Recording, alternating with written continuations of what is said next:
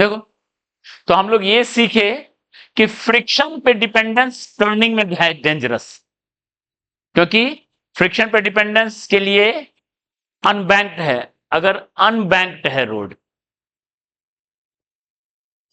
Unbanked मतलब क्या हुआ, एकदम हॉरिजॉन्टल रोड है, ठीक है।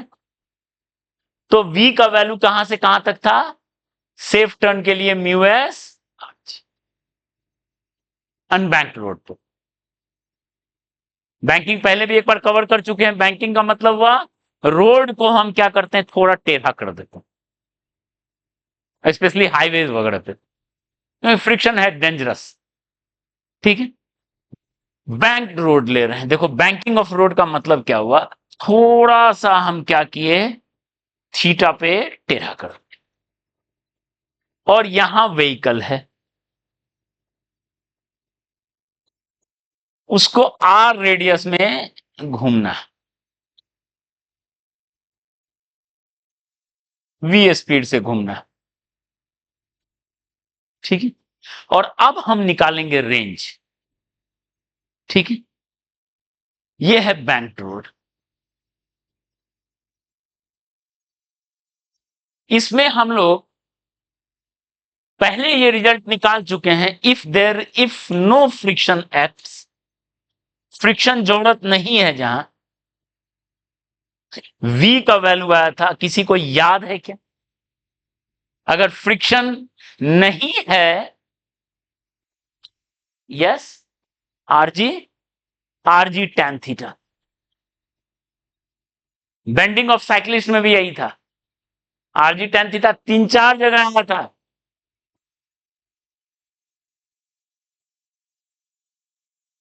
अगर थीटा एंगल पे बैंक है रोड और फ्रिक्शन का जरूरत नहीं है, आरजी टैन थीटा पे चला तो फ्रिक्शन का जरूरत है ही नहीं, ठीक है। लेकिन अगर उससे स्पीड कर दिया,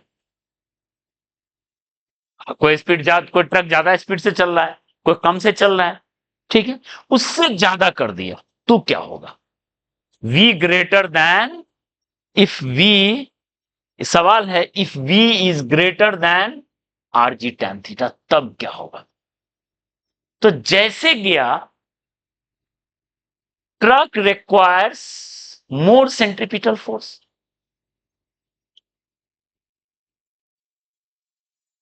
ये पॉइंट समझ में आ रहा है? v स्पीड है, r रेडियस है, तो mv स्क्वायर बाय r होता है सेंट्रीपिटल। सेंट्रीपिटल जो होता है mv स्क्वायर बाय r होता है। ये कैसे डिराइव किए थे? नॉर्मल था ऐसे, थीटा एंगल है, mg है ऐसे, तो क्या लिख रहे, कैसे डिराइव किए थे, n cos थीटा, कोई रिवाइज नहीं करता है। कैसे प्रॉब्लम बनेगा फिजिक्स का, बताओ?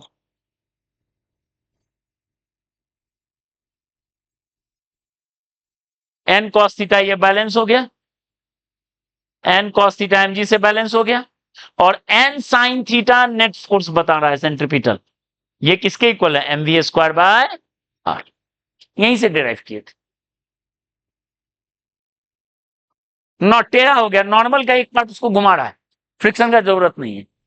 लेकिन अगर उससे ज्यादा लिखवाए थे ये रिजल्ट, तो फ्रिक्शन काम करेगा, फ्रिक्शन का जरूरत पड़ेगा, ठीक है। ज्यादा चूंकि उसको ज्यादा सेंट्रीपिटल चाहिए, v बढ़ गया है, mv स्क्वायर बाय r, ये बढ़ गया है, तो ज्यादा फोर्स चाहिए ना। तो ज्यादा फोर्स आएगा कहां से? ज्यादा फोर्स आएगा फ्रिक्शन से। और कौन सा फ्रिक्शन? स्टैटिक।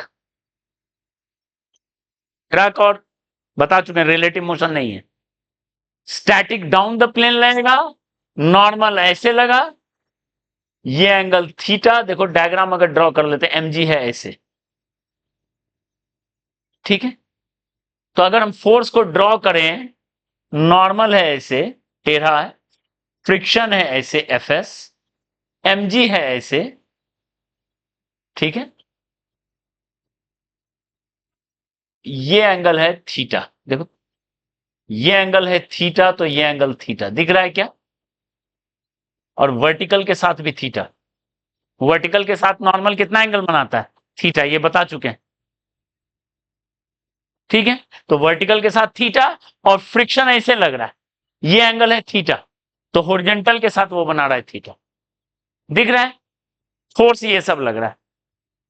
ओके, तो बताओ फोर्स को ब्रेक कर लो, इधर हो गया एन कॉस थीटा, इधर हो गया एन साइन थीटा, इधर हो गया एम जी,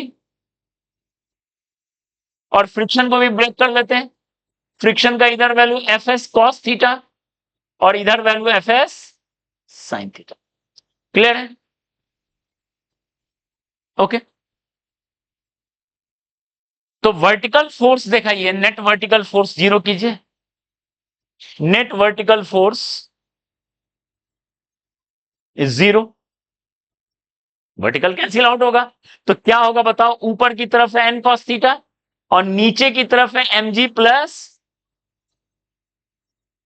वहां पर सिर्फ एन कॉस थीटा बैलेंस होता था, तो यहां पहला इक्वेशन ये मिलेगा, F S sine theta equal to M G, ये इक्वेशन 1।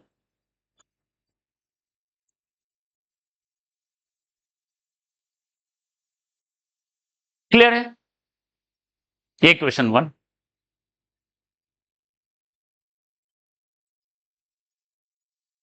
सेकेंड, अब बताओ, net force toward centre, net force toward centre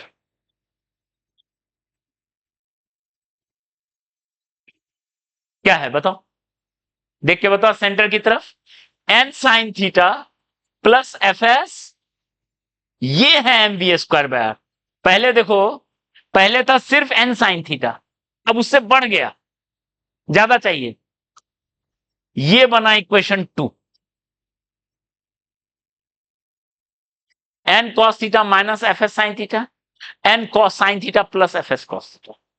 आपके पास दो इक्वेशन है और दो वेरिएबल है, N and F S.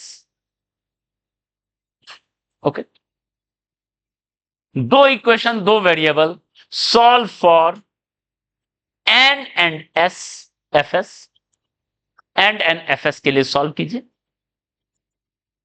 N और एफ एस का in terms of M V R G theta, in terms of निकाल लीजिए एन और एफ एस का वैल्यू।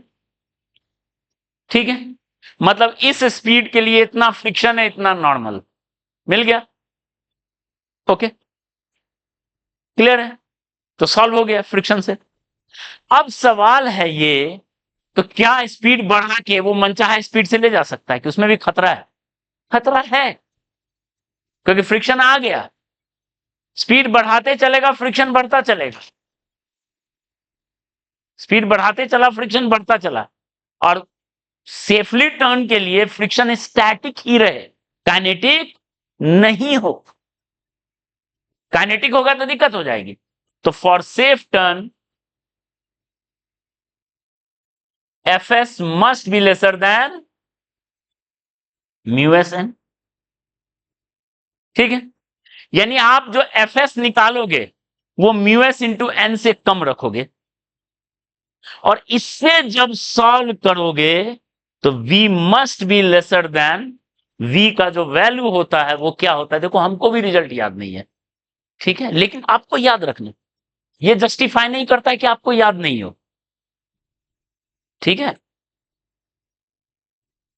हम कल भी पुलिस लाइन में पढ़ा रहे थे, हमको देखना पड़ गया, इसका मतलब नहीं कि आप बहाना लगाओ, सर को याद नहीं तो हम भी को याद नहीं होगा। वेरी गुड, ठीक है, तो या वेरी गुड फिर वेरी गुड ही हो जाएगा। हाँ, ये जो निकाल के लाएगा नेक्स्ट क्लास में, हम रिजल्ट बता रहे हैं कैसे कर रहे हैं, पहले एन निकालें, एन और एफ एस को यहां से सॉल्व करोगे और इसमें पुट करके निकालोगे, जो लाएगा उसको चॉकलेट मिलेगा। हाँ, लाएगा सब,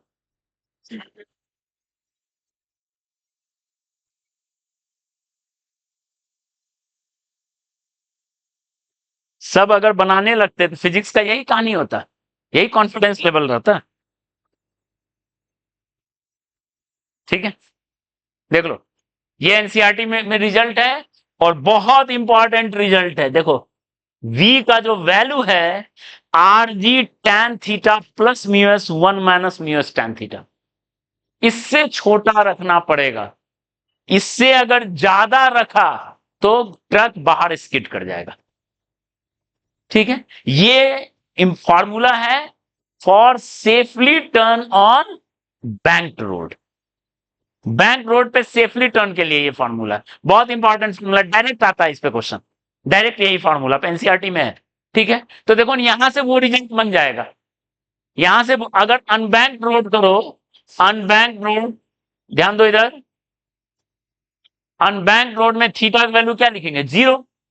तो यानी टैन टैन थीटा क्या होगा? 0। पुट करो तो ये 0 हो गया, ये 0 हो गया, तो क्या हुआ? आर म्यू एस इंटू आ गया। ठीक है, तो ये बहुत इंपॉर्टेंट रिजल्ट है, इसको ध्यान रखें। ठीक है, तो चलो आज का लेक्चर खत्म हुआ। नेक्स्ट क्लास में फ्रिक्शन में थोड़ा सा वो चीज बचा हुआ है, उसको कवर करेंगे। उसके बाद फिर हम लोग वर्क एनर्जी पे इंटर करेंगे। ठीक।